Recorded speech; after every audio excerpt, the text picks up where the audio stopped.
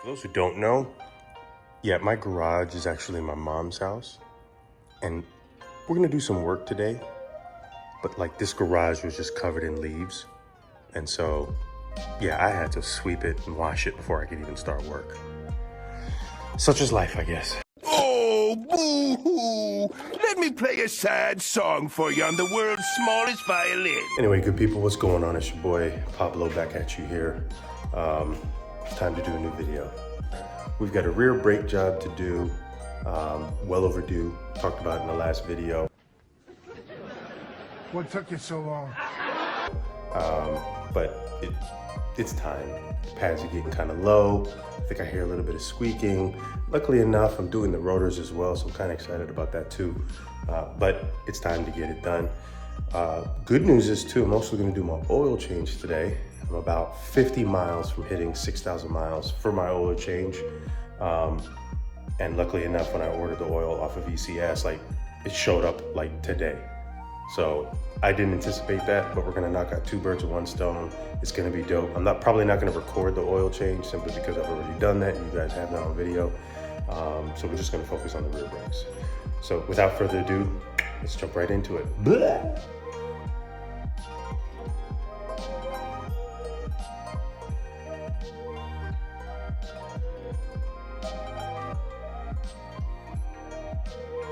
There they are. Seem pretty cool.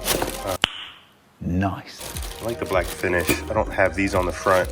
I think if anything at some point in time I'll probably swap out the fronts just to kind of match, but for right now it's just more maintenance, and since these cost pretty much the same as OEM and the reviews are really good, I figured why not. So yeah, that's them.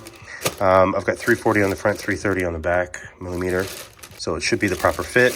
I've got the pads as well right here.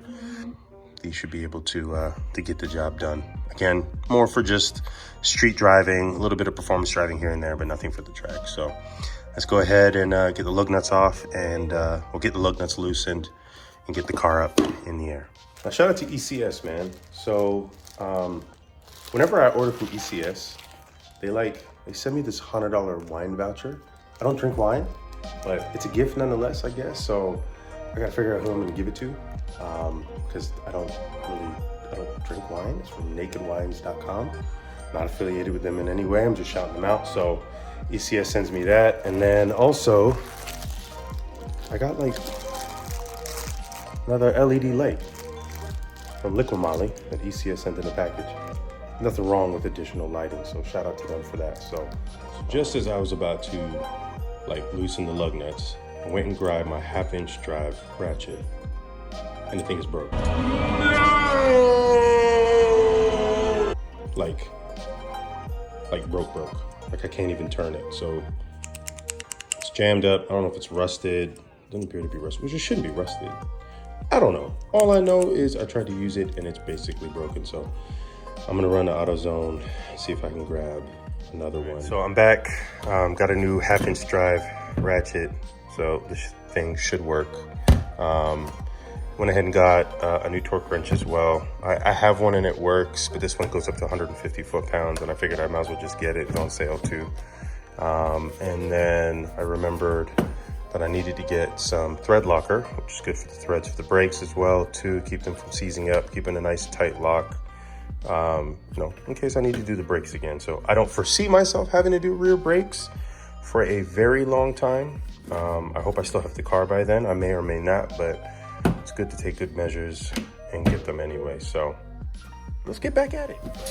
All right, so before I forget, to take the lug nuts off, I forgot I actually bought this like German socket specifically for lug nuts, to protect the lug nuts as you're taking them off. I got it from a company called Titan. I got it at AutoZone. So it came recommended online. So I'm gonna use that to take the lug nuts off, and then we can get started.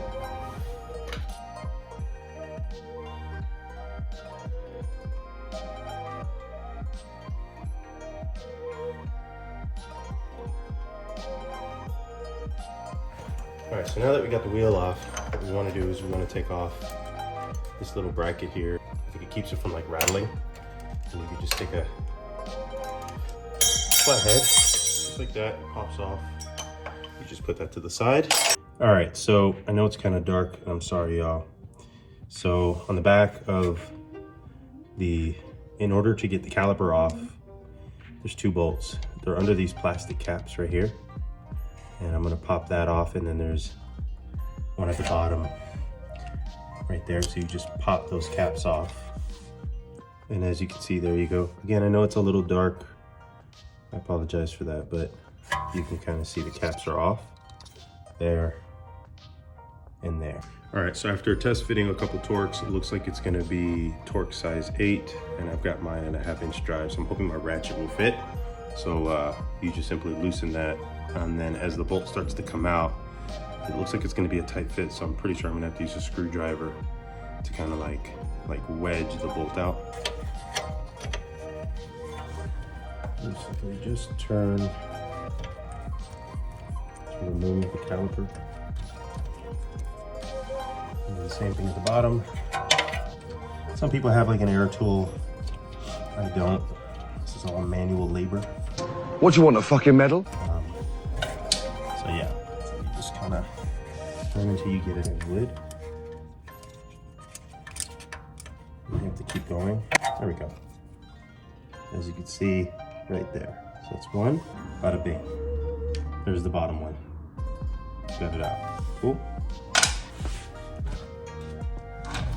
And of the many trusted tools that I have at my disposal would be my trusted phone cord. What did he say? Just phone cord. The many tools that I have would be my shoelace. A shoelace. Slide off the caliper. Just be careful, grab the pad. Yeah. What I like to do is shoelace.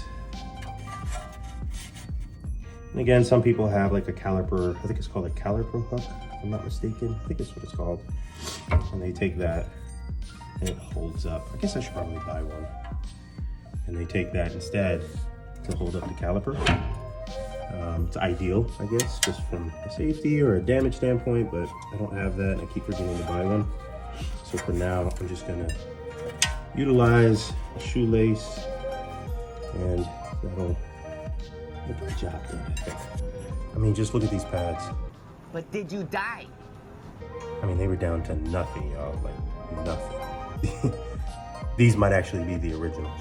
You're so dumb. You are really dumb, for real. Believe it or not. So, well overdue to be replaced. Next up, what we have is the 2 bolts that are holding on caliper bracket. And those 2 bolts you can kind of see right there. All right, so we just simply put that on. And it's a tight fit, so just be careful not to cut your hand. Ooh, she is on there, boy.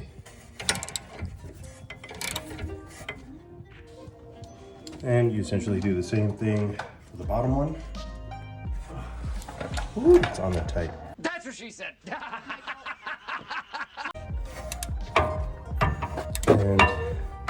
And it pops loose.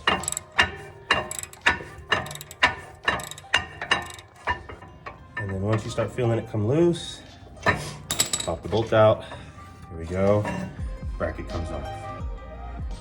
Damn, that thing is dirty. Ooh, look at that. It's crazy. All right, so before we start working on removing the rotor, I probably can't tell a major difference, but it's slightly cleaner. I took a little bit of brake cleaner to the caliper bracket and I sprayed a little bit onto the caliper itself. So just a way to clean it up. I'm not going to do a detailed job on it. It's just to remove any excess dirt, make it easier for installation. So just a tad bit cleaner, nothing crazy. I think it shows up better on camera, but yeah. I cleaned it up just a little bit before we put it back on. A nut right here that holds the rotor on to place, or into place. Very similar to the front brake job that I did. That one is the same size. It's a torque size 6. I'm just gonna put that in. Once it's popping up, and yeah, it's just like the front where you can just remove it by hand. Or you can still use a ratchet if you want to, but I think I'm strong enough. Yeah, there we go. So it comes off. Once that happens, the rotor technically should come loose. If if you're not being able to move it by hand. I use a rubber mallet. I've seen some people use a metal hammer, which I guess it doesn't matter if you damage the rotor because it's coming off anyway. So you simply just knock on it a little bit and you'll start to feel it move. And there we go, knocked it loose. Oh, before I forget, make sure you release the handbrake. There's like a gear on the inside that locks the rotor in place. So make sure to release the handbrake and have something in front of the front tires, maybe the other tire while you're working on one side, so you can gain access to the hub. So next thing you want to do is you want to grab some sandpaper. Some people use like scuff pads, something just to remove any excess rust that's on the hub. So I'll just go at it right here, just get around it, just like that.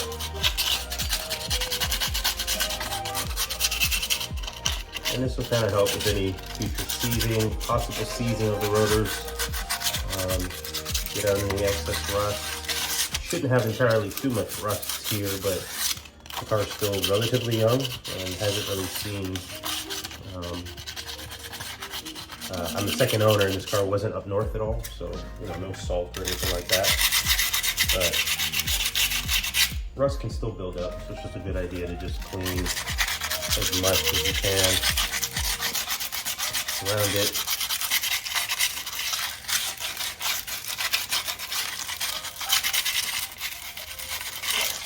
Just like that.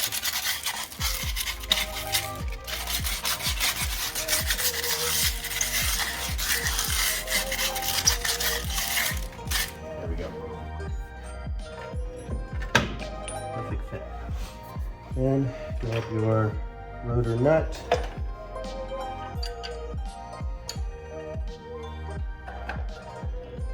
Real well.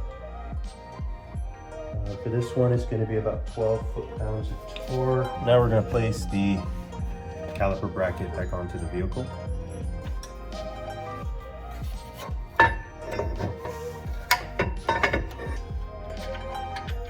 You may have to wiggle around the actual bracket itself just to get it back in place. Sure enough, eventually, you don't have to tighten the first one. You just kind of get it in so it holds the bracket in place, but grab the other one. Just like that. Again, add a little bit of thread locker and then line up the second one. Just like that.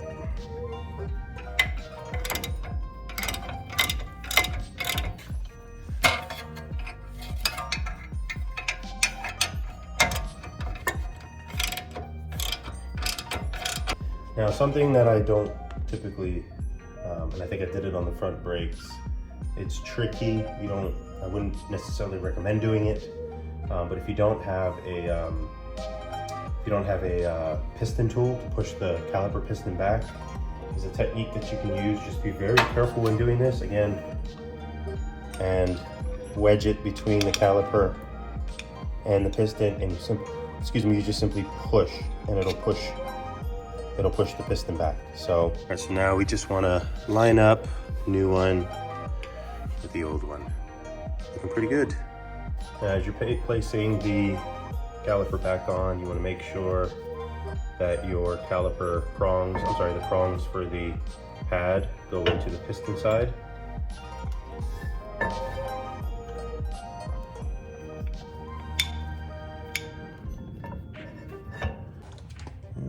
I've already added some thread locker to this one side.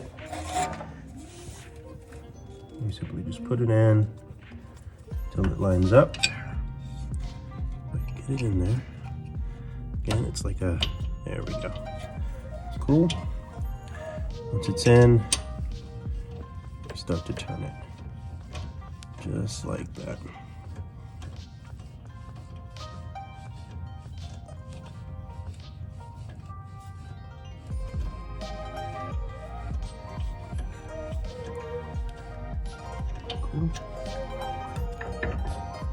Okay. for your caliper bracket bolts, specs online, say anywhere between 85 to 88 foot-pounds of torque. And so I'm gonna get it to about 85. There's one.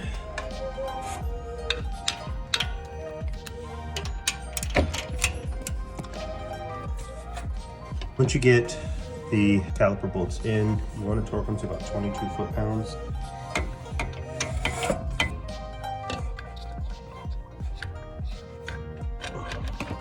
All right, so I've got both the caliper bracket on, and I've got the caliper bracket bolts and the actual caliper bolts themselves back onto the car.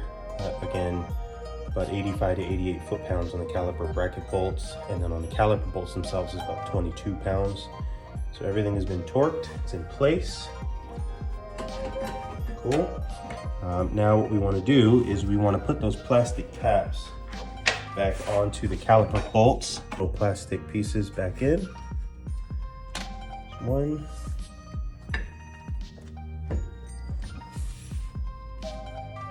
All right, guys, so double check your work, make sure everything is good, which I've double checked it. Seems like everything is nice and tight, snug, torqued down to spec. Last thing is to put on this brake pad bracket. And there it is, good people. That one was actually a little more difficult than I expected it to be. I don't know why, I found it to be harder than the front. Kind of odd, but seemed pretty legit. I'm gonna double check everything, make sure everything's nice and tight, which I would recommend for you guys. Just double check your work and just make sure everything is, working the way it should have been or should be. Thank you guys so much for checking the video out today. I appreciate it. Again, I'm gonna work on trying to do more for you guys, but debating on whether or not how much I want to spend on the car is really, depending if I want to keep the car forever. So sometimes I do, sometimes I don't, but really just depends on how I feel in the moment. But as always, thank you guys for chiming in and taking a look at this video. I appreciate it. As always, subscribe, hit the notification icon, hit the like button, and as always, please give me your feedback on how I could be better. Y'all enjoy yourselves and peace out. Wow.